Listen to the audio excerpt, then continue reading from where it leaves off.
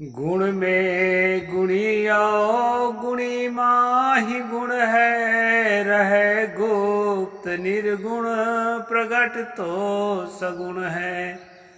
त्रिगुण जिनके गुण हैं गुणी फिर कहाँ है, गुणी ब्रह्म ही जगत कारण जहाँ है। प्रकृति अनादि गुणी ये विवादी, प्रकृति के गुण जगत भी है अनादि। नमस्कार दोस्तों, मैं अविनाश दास रेशनल कबीर यूट्यूब चैनल में आप सबका हार्दिक स्वागत करता हूं। साथियों, यदि चैनल को सब्सक्राइब नहीं किए हैं तो सब्सक्राइब जरूर करें, शेयर करके अपने साथियों तक पहुंचाएं, बेल आइकन को प्रेस करें, ऑल नोटिफिकेशन ऑन रखें ताकि हर नया अपडेट आप तक पहुंच सके।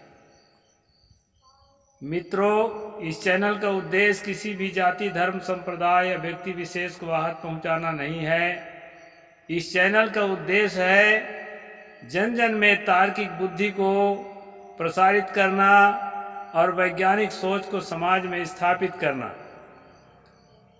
साथियों, ये न्याय नामक छोटी सी किताब है। आपको मालूम ही है कि मैं कुछ दिनों से इसका सीरीज चला रहा हूँ। ये बड़ा ही तर्कशील किताब है दोस्तों। है तो पहले ज़माना का है, यानी बहुत पहले का नहीं है, 2 पीढ़ी पहले का है, लेकिन फिर भी जो है उस समय के हिसाब से बहुत ही तर्कशील है और वैज्ञानिक सोच है। इसलिए इस किताब को मैं आप लोगों के सामने प्रस्तुत करता हूँ। अब की सीरीज में हम देख रहे हैं दोस्तों, गुण में गुणी और गुणी माही गुण है। यानी यहाँ पर लेखक बताना चाहते हैं किसी भी द्रव्य में उसका अपना गुण होता है और वो गुण स्वाभाविक होता है और अनिर्मित होता है। जो मूल द्रव्य है, मूल द्रव्य का गुण अनिर्मित होता है। जैसे मान लीजिए लोहा है, लोहा के जो लक्षण है, लोहा के जो पहचान है, लोहा के जो गुण है, वो लोहा में पाया ही जाएगा। और यदि नहीं पाया जाएगा तो उसकी पहचान लोहा के रूप में नहीं होगी, वो किसी दूसरे चीज़ के रूप में होगी। सोना की पहचान सोना के रूप में नहीं होगी। तो हर वस्तु के उनके गुण और उनके लक्षणों के आधार पर उसका पहचान किया जाता है दोस्तों। तो इसी प्रकार जो है कहते हैं, जब प्रकृति में विलय हो जाता है तब तमाम तत्व जो है घुल जाते हैं। जैसे लकड़ी है, लकड़ी की पूरी पहचान है, लेकिन जलाने के बाद हमको धुआं और राख मिलता है। तो धुआं में जो वायुमंडल में जो उड़ गए तत्व हैं और राख में जो बचे हुए तत्व हैं, ये सब तत्वों के योग से लकड़ी बनी थी। तो जब गुण जो है प्रकृति में बिखर जाते हैं तो वस्तु भी नहीं रह जाती, वस्तु की पहचान भी नहीं रह जाती है। इस प्रकार के निर्माण विनाश जो है दोस्तों दुनिया में निरंतर चलते रहते हैं। त्रिगुण जिनके गुण हैं गुणी फिर कहाँ है। यहाँ पर जो है लेखक ने खास फोकस इस बात पर किया है कि जो माया प्रकृति का त्रिगुणात्मक स्वरूप बताया गया है, ईश्वर की जो माया है, ईश्वर की जो प्रकृति है, उसके त्रिगुणात्मक स्वरूप बताया गया है और उसको ईश्वर का ही अंग बताया गया है। तो लेखक ने सवाल उठाया है कि यदि त्रिगुण है, त्रिगुण कहते हैं रजोगुण, सतोगुण, तमोगुण, इसको मोटा मोटी हम समझ सकते हैं दोस्तों। रजोगुण का मतलब होता है किसी वस्तु के निर्माण वाली प्रक्रिया, निर्माण वाली प्रक्रिया में रहे हुए गुण। सतोगुण का मतलब होता है कि उसके पोषण और संरक्षण कारी गुण, और तमोगुण का मतलब होता है उसके विध्वंसकारी गुण। तो किसी वस्तु के निर्माण से लेकर के, उसके ठहराव से लेकर के और उसके विनाश तक, ये तीनों चीजें हर वस्तु में पाई जाती है। तो यहाँ पर जो है ये तो वस्तु के गुण ठहरे। यहाँ पर लेखक ने सवाल पैदा किया है कि ये त्रिगुण अगर वस्तु के गुण नहीं है ऐसा कहते हो, फिर वो गुण ही कहाँ है? क्योंकि ऊपर में शुरू में ही बता दिया है कि हर वस्तु का गुण उसमें जो है अभिन्न रूप से पाया जाता है जब तक कि वो वस्तु है। तो अगर ये त्रिगुणात्मक प्रकृति ईश्वर का गुण है तो त्रिगुणात्मक प्रकृति तो जगत में है, संसार में है। ईश्वर फिर उसका गुण और गुणी तो भिन्न नहीं हो सकते, तो ईश्वर कहाँ है? ये सवाल है।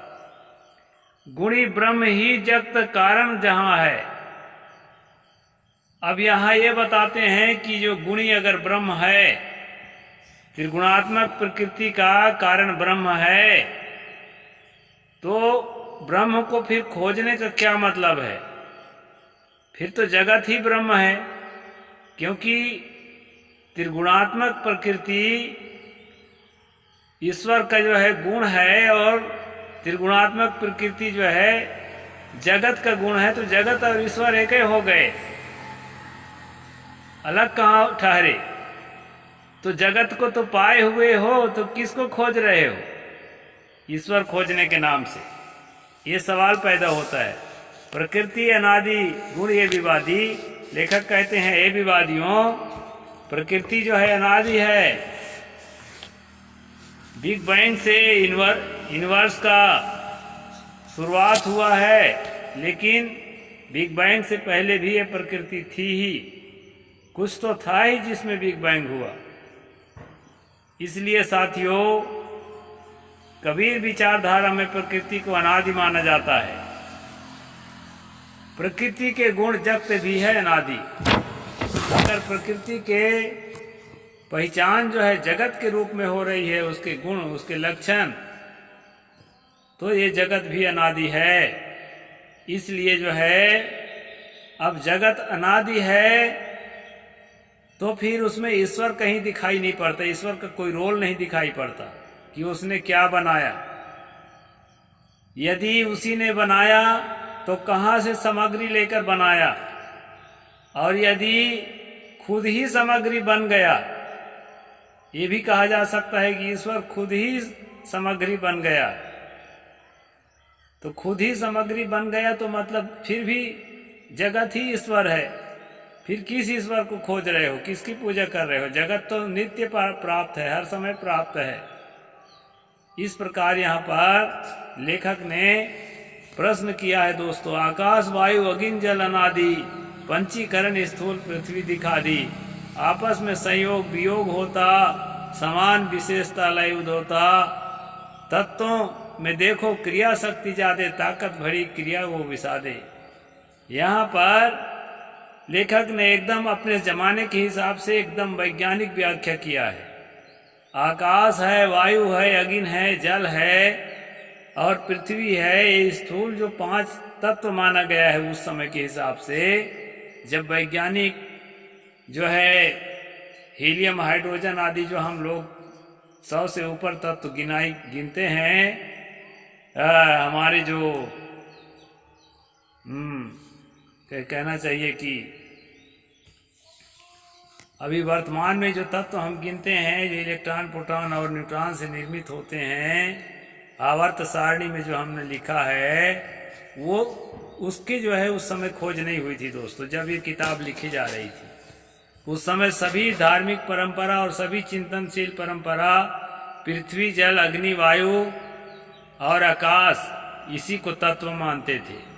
तो उसी के आधार पर यहाँ पर लेखक ने कहा है कि पृथ्वी जल अग्नि वायु और आकाश तो सदा से हैं ही, और ये जो हैं इसी से, इन्हीं के संयोग वियोग से निर्माण और विनाश निरंतर चलता रहता है। तो क्या चीज ऐसा है जिसको ईश्वर ने बनाया? आपस में संयोग वियोग होता, समान विशेषता लय होता। तत्वों में देखो क्रिया शक्ति जादे, ताकत भरी गुण क्रिया वो विसादे। यहाँ पर कहते हैं कि तत्वों में प्रत्यक्ष देखा जाता है कि उसमें अपने आप क्रियाएं होती रहती हैं।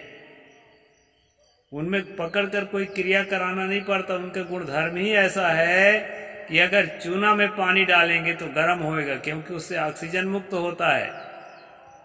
लेखक के ज़माने में इस बात को भले न जानते रहे हों कि उसमें ऑक्सीजन मुक्त होता है कि क्या होता है, लेकिन इतना जरूर जानते थे कि चूने में भी न बुझा हुआ कली चूना में अगर पानी डालेंगे तो वो गर्म होता है।